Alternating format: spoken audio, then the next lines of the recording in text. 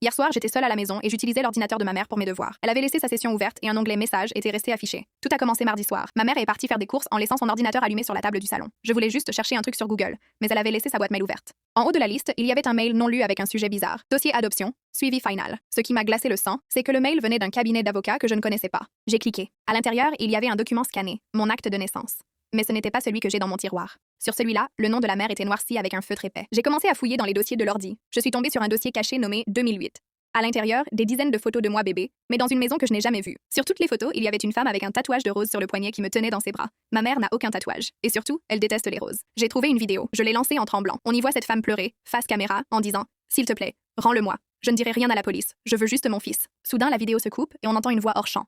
Une voix que je reconnais entre mille. C'est celle de ma mère. Elle dit froidement « Il est à moi maintenant. Tu n'existes plus. » Le cœur battant, j'ai levé les yeux de l'écran. C'est là que j'ai remarqué que ma mère m'observait depuis le reflet de la fenêtre. Elle n'était pas partie faire les courses. Elle était sur le balcon, immobile. Elle est rentrée dans le salon sans dire un mot. Elle avait ce petit sourire calme qu'elle affiche quand elle est contente, mais ses yeux étaient vides. Elle a posé sa main sur mon épaule. Elle a chuchoté à mon oreille « Tu sais, la curiosité est un très vilain défaut. Ta vraie mère aussi était trop curieuse. C'est pour ça qu'elle dort dans le jardin. » Elle a serré mon épaule si fort que ça me faisait mal. Puis elle m'a tendu un verre de lait en me disant de le boire pour m'aider à dormir. J'ai pris le verre de lait qu'elle me tendait, mais j'ai fait semblant de boire. Dès qu'elle a tourné le dos, je l'ai vidé dans le pot d'une plante. Quelques minutes plus tard, la plante a commencé à flétrir. Ce qu'il y avait dedans n'était pas fait pour m'aider à dormir. J'ai attendu qu'il soit 2 heures du matin. J'entendais ma mère ronfler de façon étrange dans la chambre d'à côté. Je suis sortie par la fenêtre de ma chambre pour descendre dans le jardin, là où elle m'avait dit que ma vraie mère dormait. Le jardin était plongé dans le noir. Je me suis dirigée vers le fond, là où se trouvent les rosiers qu'elle entretient avec une obsession maladive. En m'approchant, j'ai remarqué que la terre avait été retournée très récemment. J'ai commencé à creuser avec mes mains.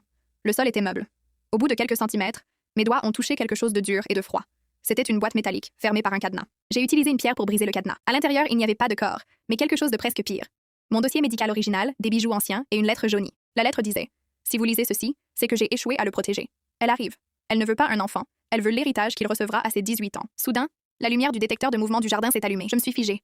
Ma mère était sur le balcon. Elle ne dormait pas du tout. Elle me regardait avec un fusil de chasse à la main. Elle a crié d'une voix que je ne lui connaissais pas. « Repose cette boîte tout de suite et rentre, ou je finis ce que j'ai commencé avec tes parents. » Mes parents? Mais alors, qui est l'homme que j'appelle papa et qui doit rentrer de voyage demain? J'ai pris la boîte et j'ai couru vers la haie pour m'enfuir dans la rue. Je suis actuellement cachée dans un parc. Il fait 3 degrés et je n'ai que mon pyjama. La vidéo complète est sur mon compte.